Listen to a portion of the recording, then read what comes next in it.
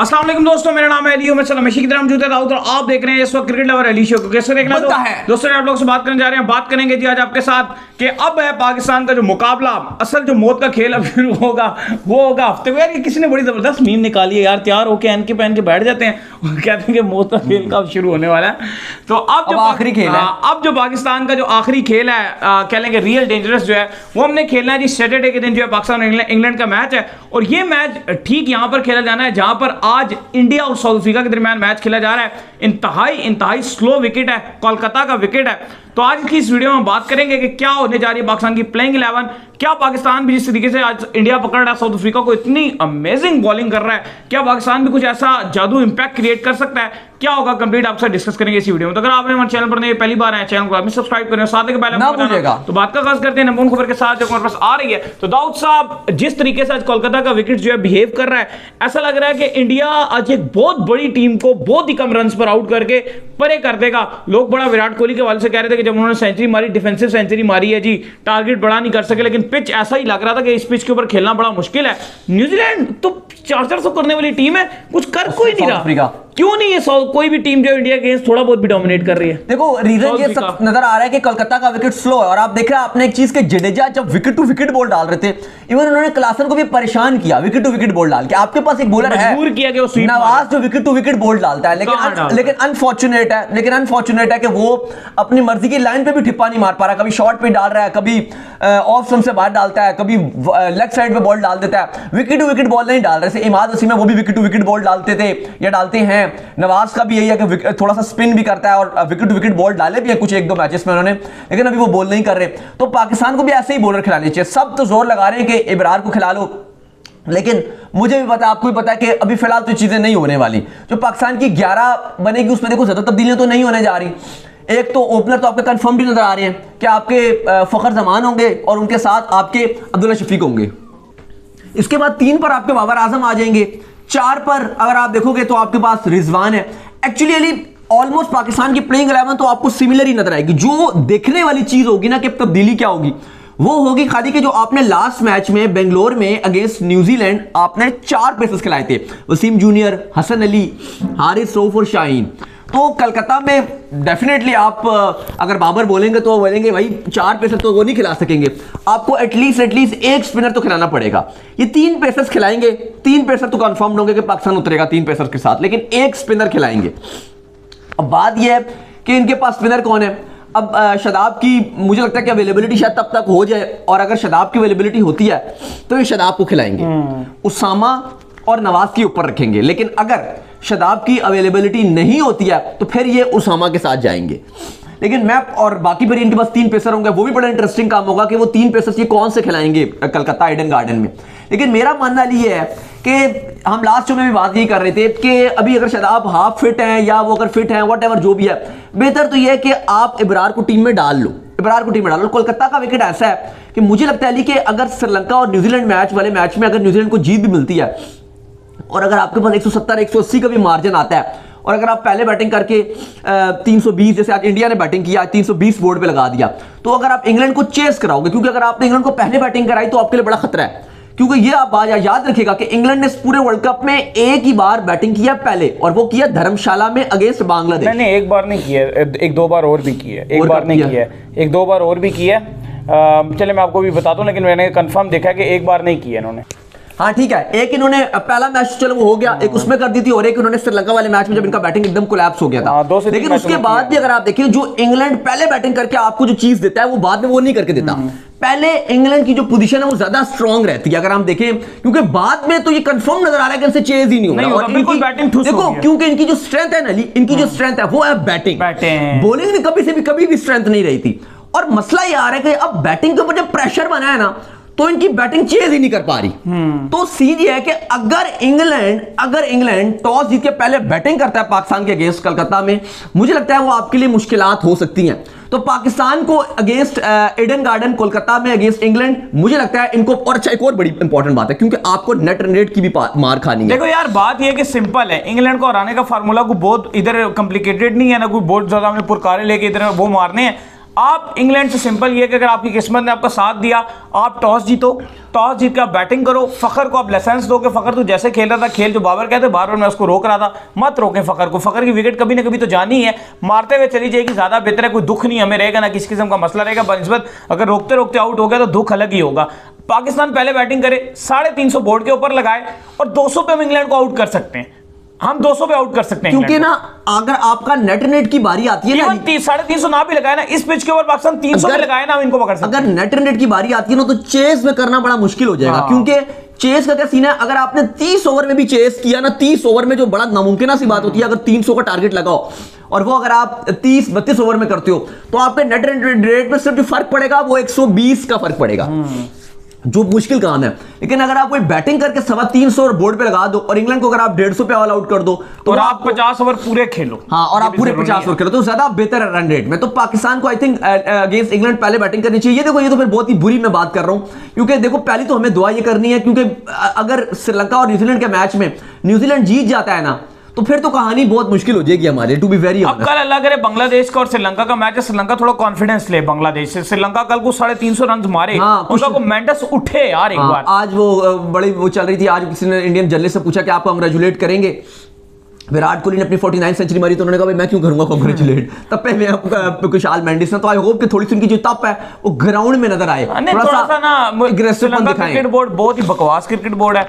अच्छा भला कुशाल मेंडिस खेल रहा था, इतने छक्के मार रहा था, मैं कहता हूं इस टूर्नामेंट का सबसे बेस्ट बैट्समैन ये हो सकता था, सबसे बैट्समैन जितना ये पोटेंशियल में था और जितना इसका बॉल मिडल हो रहा था, लेकिन उसको फजूल से कैप्टनसी दे के मरवा दिया। जैसे हम सारी जिंदगी यहां बैठकर बोलते रहे कि बाबर को कप्तानी दे के अच्छा भला क्रिकेटर को मोराल गिरा दिया। चेहरा देखो बाबर का भी का, और उठाकर देखो पीछे जब बाबर कप्तान नहीं था कैसा हैंडसम दिखता है और कैसा लुक निकालता है। अभी चेहरे देखो सफेद बाल हो गए, बाबर के रंग काला पड़ना शुरू हो गया है टेंशन की वजह से। कप्तानी विराट कोहली का हाल देख लो कि जब वो कप्तान थे बुरी हालत हो गई, बहुत ही अजाब चीज है।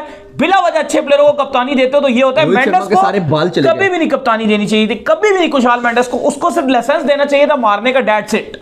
नहीं बिल्कुल बात आप ठीक कर रहे हैं, लेकिन अली अब पाकिस्तान अपनी प्लेइंग 11 में जो तब्दीली करेगा, मुद्दा आज का वो है, और मुद्दा यह है कि अगर ये बरार को ले आते हैं तो फिर तो बड़ा अच्छा मजा आएगा। मिस्ट्री स्पिनर है, इंग्लैंड ने खेला नहीं है, अगर आपका सेमीफाइनल बनता है वो भी कलकत्ता में बनेगा आपका। देखो आप मैच जरूर जीते हो, लेकिन वो वन मैन शो था, फखर जमान ने 400 चेस करवाया, आपका वन मैन शो था। सवाल यहां पर यह है कि आपकी बॉलिंग ने तो कुछ नहीं किया, ऐसा यूनिट आप फेल्ड हो बॉलिंग में, ऐसा यूनिट, ये नहीं कि एक बॉलर फेल्ड है, 2 बॉलर फेल्ड है, पूरी की पूरी बॉलिंग। और ये नहीं कि एक ग्राउंड में फेल होगी भाई, दूसरे ग्राउंड में, तीसरे ग्राउंड में आप वेन्यू चेंज किए जा रहे हो, कभी कलकत्ता में खेल रहे हो, कभी बेंगलोर में खेल रहे हो, कभी हैदराबाद में खेल रहे हो, कभी अहमदाबाद में खेल रहे हो, कभी कहीं खेल रहे हो, आप चेन्नई में खेल रहे हो, कभी आप जहां भी खेल रहे हो, आपकी बॉलिंग लगातार फेल है। वजह यह है कि लैक ऑफ क्वालिटी, सबसे बड़ी वजह है कि स्पिन नहीं है, स्पिन एक आपको बैक करते हैं और वो आपके पास स्पिनर है नहीं। फिर पेसर्स की बात करें, हारिस रऊफ क्लूलेस है, वैरायटी वाले बॉलर नहीं है। नसीम शाह के जाने के बाद से ऐसा लगा, क्योंकि होता क्या था पहले कि नसीम शाह प्रेशर बनाता था, बाकी और शाहीन और जो आपका रऊफ है ये विकेट ले लेता था, और नाम इनका जाता था कि भाई विकेट ले ली। लेकिन नसीम शाह जिस तरह से गेंद को स्विंग करता था, हम तो उस टाइम भी बोलते थे कि भाई पाकिस्तान का ओडीआई का फॉर्मेट का नंबर 1 बॉलर नसीम है। तो लोग कहते थे तुम क्यों बोल रहे हो, रऊफ नंबर 1 है, शाहीन नंबर 1 है। हमने कहा नहीं भाई, नसीम शाह आपका नंबर 1 बॉलर है, वो प्रेशर बनाता है। इंडिया के अगेंस्ट भी आपको याद होगा जो आपने कैंडी में मैच खेला था पाले केले में, वहां भी अगर आप देखो जो सही प्रेशर बनाया था वो आपके नसीम ने किया था, और फिर उसके बाद बोल्ड कर दिया रोहित शर्मा को और विराट कोहली को वो शाहीन ने। लेकिन जो प्रेशर बना के रखा था, लगातार स्विंगिंग डिलीवरीज कर रहे थे, वो नसीम शाह कर रहे थे।